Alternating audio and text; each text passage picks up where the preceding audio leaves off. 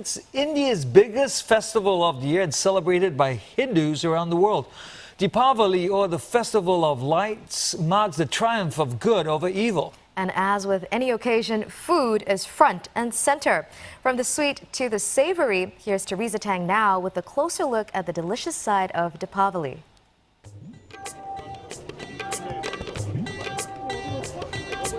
It's that time of year again, anticipation lacing the air of Singapore's Little India. Diwali, or the Hindu Festival of Lights, brings out revelers in droves. And for some, the buzzing bazaar means one thing: a trip to Mohammed Ismail's stall. Sweets are central to celebrations. Some customers coming here for years to get their fill. Every time when I come to Little India, I'm like, okay, let's grab this, let's grab that. And then I'm here today to grab all his sweets actually. So I told him, okay, I have a big list, a long list. Get ready for it, yeah. It's everyday Diwali till the Diwali comes actually. More than 10 years since I was young, I've known them. I've been coming over. Every year they open up a bazaar and they are here. So their cookies have improved. Like now, you've got more than 90 varieties. So you have a lot of big range of items to choose from. So every time you've got new things to choose every year.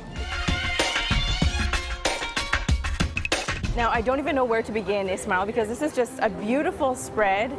Let's start off with some of the more traditional treats during Diwali. Hi Teresa, let me just start off by introducing you to some of the more traditional sweets that we actually have.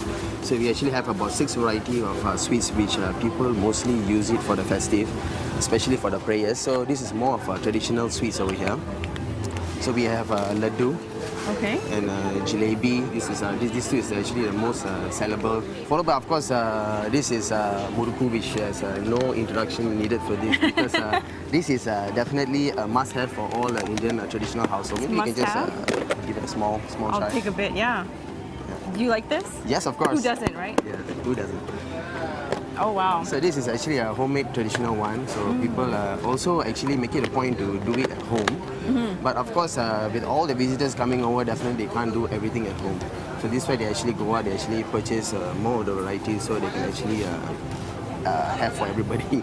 But muruku doesn't just come in just one variety. I was going to say, I see a lot of other types of muruku here. So we actually have over 15 varieties of muruku.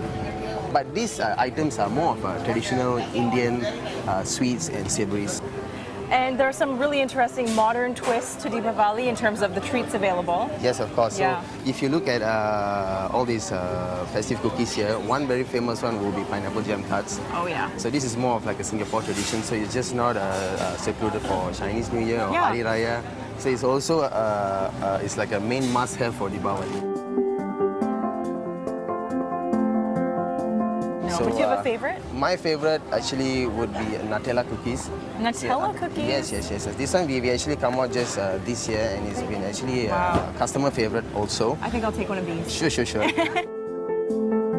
Why do you think these treats are so important to Diwali? It's very important as every festive season, food is the main thing that we actually indulge on. So this kind of festive cookies actually started before they actually go into the main course of dish, when they're actually having family get-together, gathering, and they're chit-chatting at home on the festive day itself. While some opt for the store-bought, others still relish the homemade. One treat in particular, muruku, that means twisted, is often the first dish served. Muhammad Faisal is Muslim, but Diwali is a special time of year for him too. We have a lot of Hindu friends, neighbors, like my best friend is a Hindu. So I used to make my time free on Diwali itself so that I can spend my day with him on his house and eat his tidbits and food.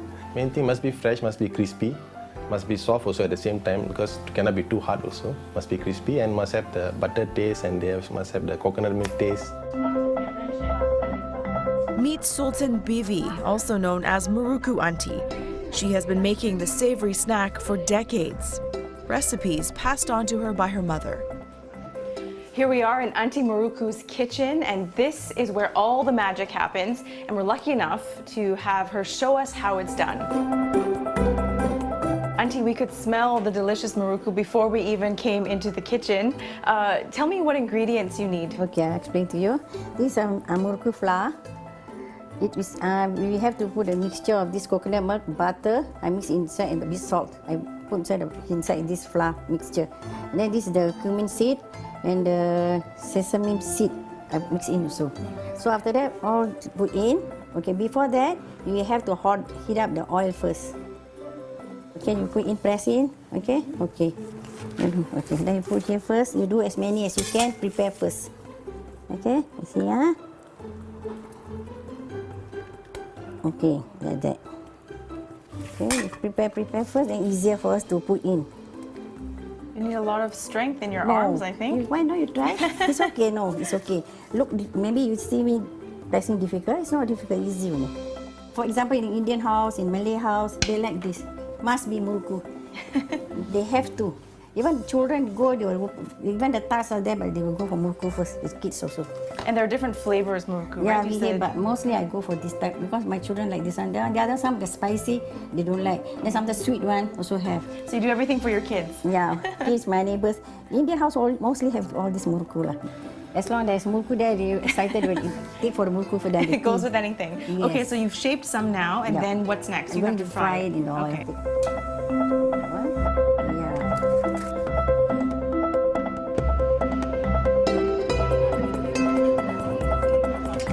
An all-encompassing extravaganza as revelers take in the sights, sounds, and flavors of this ancient festival. Diwali is an international festival. You know, we celebrate good over evil.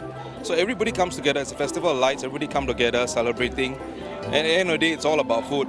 So, you know, any race, any religion, all come together to celebrate triumph over evil.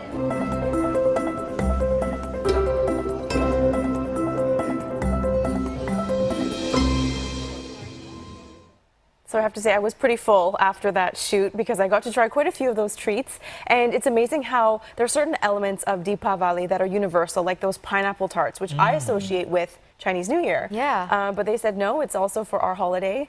And I think it's amazing that they've adapted to the point where there are some treats in Singapore that you can't even get in India.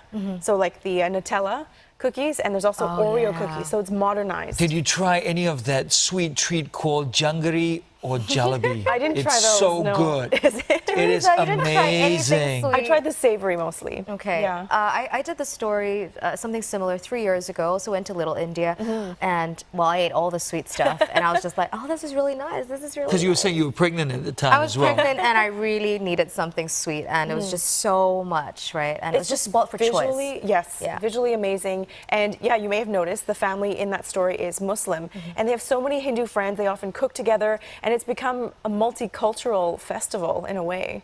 Yeah, it's great going to Little India this time of the year as well because it's so well lit. Yes. Yeah. It's so decorative. There's sparklers. It's a nice there's tourist trap people are as well. doing like henna tattoos. Everyone's just eating and shopping at the same time. It's a fantastic. I was time. there last week on a Tuesday, I believe, in the morning, and it was packed. And I was thinking, don't these people have work?